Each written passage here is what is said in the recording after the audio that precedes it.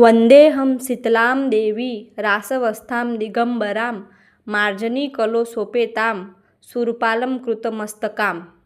એટલે કે હું માતા શીતળાની વંદના કરું છું કે જે ગધેડા ઉપર બિરાજમાન છે, દિગંબર સ્વરૂપમાં છે, હાથમાં સાવરણી અને કળશ ધારણ કરેલા છે અને તેમનું મસ્તક સુપડાથી સુશોભિત છે. નમસ્કાર મિત્રો, જય શ્રી હરિ. સ્વાગત છે ફરી એક વખત આપનું આપણી યુટ્યુબ ચેનલ ભક્તિ સાગરમાં. મિત્રો, આજના આ વિડીયોમાં આપણે શ્રાવણ માસના સાતમના દિવસે કરવામાં આવતું વ્રત શીતળા સાતમ વિશે વાત કરવાના છે. આ વ્રતનો મહિમા અને વ્રતની કથા એટલે કે શીતળા માની વાર્તા સાંભળીશું. તો જે કોઈ શીતળા સાતમની વાર્તા સાંભળતા હોય તે લોકોને આ વિડીયો અત્યારે જ મોકલી દેજો. તો બોલો શીતળા માતાની જય. એક ગામમાં એક ડોશીમાં તેમના 2 દીકરાની વહુઓ સાથે રહેતા હતા, પરંતુ તે ત્રણેય વિધવા હતા. મોટી વહુ સ્વભાવે ઝઘડાખોર અને ઈર્ષાળુ હતી, જ્યારે નાની વહુ તેનાથી સાવ અલગ સ્વભાવની હતી. તે ભલી, ભોળી અને પરોપકારી હતી, પારકાના દુઃખે દુઃખી થનારી હતી. એવામાં પવિત્ર શ્રાવણ માસ આવ્યો અને રાંધણ છઠનો દિવસ આવ્યો. નાની વહુ રાત્રે રસોઈ બનાવી રહી હતી અને મોડી રાત થવાથી તે ખૂબ જ થાકી પણ ગઈ હતી. જ્યારે તે ચૂલો ઠારવાનો વિચાર કરતી હતી ત્યારે તેનો દીકરો રડવા લાગ્યો, એટલે તેણે ચૂલો ઠારવાનું કામ પડતું મૂકીને દીકરાને છાનો રાખવા લીધો. આખો દિવસ કામ કરવાથી તે એટલી બધી થાકી ગઈ હતી કે તેની પણ આંખ મળી ગઈ અને તેને ઊંઘ આવી ગઈ અને આ કારણે ચૂલો ઠારવાનું ભૂલી ગઈ અને ચૂલો સળગતો જ રહી ગયો. મધ્યરાત્રિ થઈ એટલે શીતળા માતા ઘરે ઘરે ચૂલા પર રાખેલું ઠંડુ જમવા નીકળ્યા.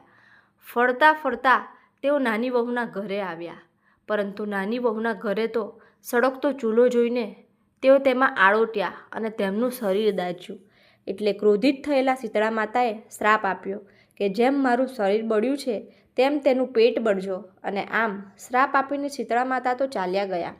સવારે જ્યારે નાની વહુની આંખ ખુલી ત્યારે તેણે જોયું કે તેનો દીકરો બળીને ભસ્મ થઈ ગયો છે અને ચૂલા તરફ નજર કરતાં તે સમજી ગઈ કે આખી રાત ચૂલો સળગતો રહી ગયો એ ભૂલનું આ પરિણામ છે. આંખમાંથી આંસુની ધારા વહેવા લાગી અને રડતી રડતી સાસુમા પાસે ગઈ અને આખી વાત કહી સંભળાવી. સાસુમાએ સાંત્વના આપતા કહ્યું કે વહુ બેટા, ગભરાઈશ નહીં, શીતળા માતા ખૂબ જ દયાળુ છે. તું તેમની પાસે જા અને પોતાની ભૂલ કબૂલીને માફી માંગી લે, એટલે મા જરૂર તારા દીકરાને સજીવન કરશે. સાસુમાના આશીર્વાદ લઈ નાની વહુ તો મૃત દીકરાને ટોપલામાં મૂકીને શીતળા માતાની શોધમાં નીકળી પડી. રસ્તામાં તેને 2 તલાવડીઓ મળી. બંને તલાવડીઓ પાણીથી છલોછલ ભરેલી હતી, છતાં કોઈ તેનું પાણી પીતું ન હતું, કારણ કે જે કોઈ પાણી પીવે તેનું મૃત્યુ થઈ જતું. નાની વહુને રડતી જોઈને તલાવડીઓએ તેને પૂછ્યું કે બહેન, તું શા માટે રડે છે? નાની વહુએ પોતાની આપવીતી કહી સંભળાવી. ત્યારે તલાવડીઓએ પણ વિનંતી કરી કે બહેન, તું શીતળા માતાને અમારા પાપ વિશે પણ પૂછતી આવજે ને, કે જેથી અમને મુક્તિ મળે. નાની વહુએ તો હા પાડી અને આગળ વધી. આગળ જતાં તેને રસ્તામાં 2 આખલા મળ્યા કે જેમના ગળામાં ઘંટીના પડ બાંધેલા હતા અને તેઓ સતત લડ્યા જ કરતા હતા. તેમણે પણ નાની વહુને પોતાની વ્યથા જણાવી અને પોતાના દુઃખનું કારણ પૂછી આવવા કહ્યું. નાની વહુએ તેમને પણ હા પાડી અને માથે ટોપલો મૂકીને આગળ ચાલતી થઈ. થોડે દૂર એક બોરડીના ઝાડ નીચે એક વૃદ્ધ અને ગંદા કપડાં પહેરેલા ડોશીમાં બેઠા હતા. તેઓ 2 હાથે પોતાનું માથું ખંજવાળતા હતા.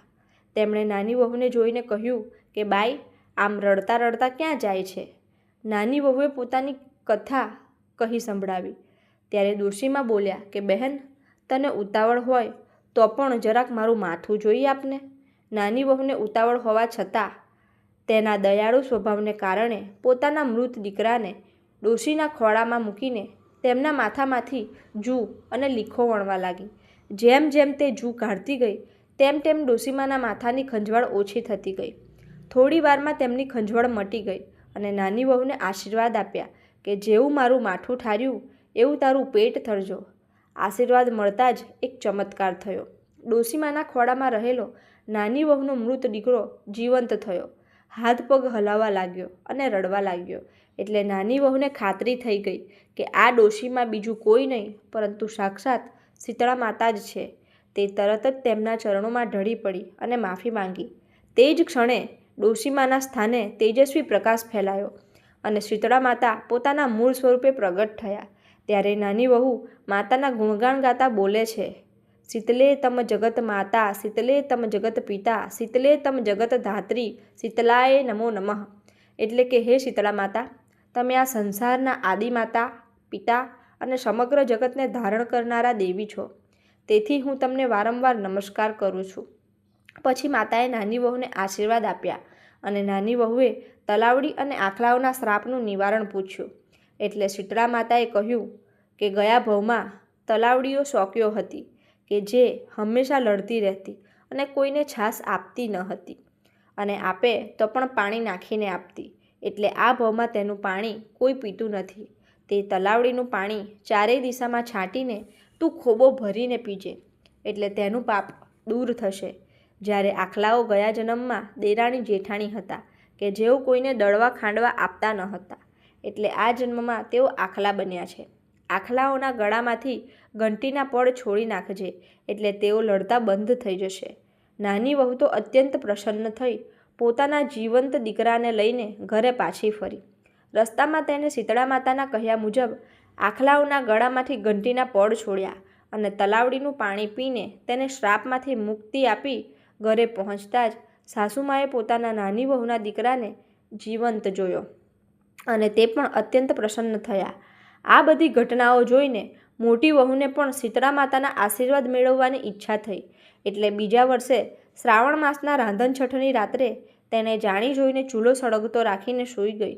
એટલે રાત્રે જ્યારે શીતળા માતા આવ્યા ત્યારે તે દાઝ્યા અને તેમણે મોટી વહુને પણ એ જ શ્રાપ આપ્યો કે જેણે મારું શરીર બાળ્યું એવું એનું પેટ બાળજો. બીજા દિવસે મોટી વહુએ જોયું તો તેનો દીકરો બળીને ભસ્મ થઈ ગયો હતો, પરંતુ તે રડવાને બદલે ખુશ થઈ, કારણ કે તે માનતી હતી કે હવે તેને દેરાણીની જેમ શીતળા માતાના આશીર્વાદ મળશે. પરંતુ તેનામાં દયાભાવ અને શ્રદ્ધા ન હતા. તે પણ દેરાણીની જેમ પુત્ર ટોપલામાં લઈ ચાલી નીકળી. રસ્તામાં તેને તલાવડીઓ મળી. તેને પૂછ્યું કે બહેન ક્યાં જાય છે? મોટી વહુએ બહુ મોં મચકોડતા કહ્યું કે તમારે શું પંચાત છે? જોતા નથી કે મારો દીકરો મરી ગયો છે? હું શીતળા માતાને મળવા જાઉં છું. એટલે તલાવડીઓએ વિનંતી કરી કે હે બહેન, અમારું પણ એક કામ કરતી આવજે ને. પણ મોટી વહુએ તો તરત જ ના પાડી દીધી. આગળ તેને બે આખલા મળ્યા તો મોટી વહુએ આખલાઓને પણ તેમનું કામ કરવાની સ્પષ્ટ ના પાડી દીધી. આગળ જતાં ઝાડ નીચે ડોશીમા સ્વરૂપે શીતળા માતા માથું ખંજવાળતા બેઠા હતા. તેમણે આ મોટી વહુને માથું જોઈ આપવાનું કહ્યું, પણ મોટી વહુએ તો ગુસ્સે થઈને ના પાડી દીધી અને કહ્યું કે હું કાંઈ નવરી છું કે હું તારું માથું ખંજવાળ્યા કરું? જોતી નથી કે મારો દીકરો મરી ગયો છે? આમ છણકો કરતાં તે આગળ ચાલી.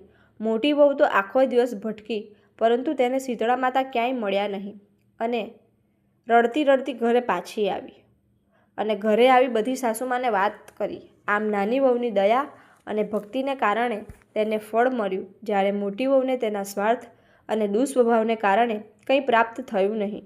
એટલે દેખાદેખી અને સ્વાર્થી ભરેલી ભક્તિ વ્યર્થ છે. સાચું ફળ હંમેશા નિસ્વાર્થ ભાવ, દયા અને શ્રદ્ધાથી કરવામાં આવેલા કર્મોનું જ મળે છે. હે શીતળામાં, તમે જેવા નાની વહુને ફળ્યા એવું જ તમારું આ વ્રત કરનાર, વ્રત કથા સાંભળનાર, વાંચનાર, વિડીયો જોનાર, સાંભળનાર સૌ કોઈને ફળજો, એવી જ તમારા ચરણોમાં અમે પ્રાર્થના કરીએ છીએ. તો બોલો શીતળા માતાની જય.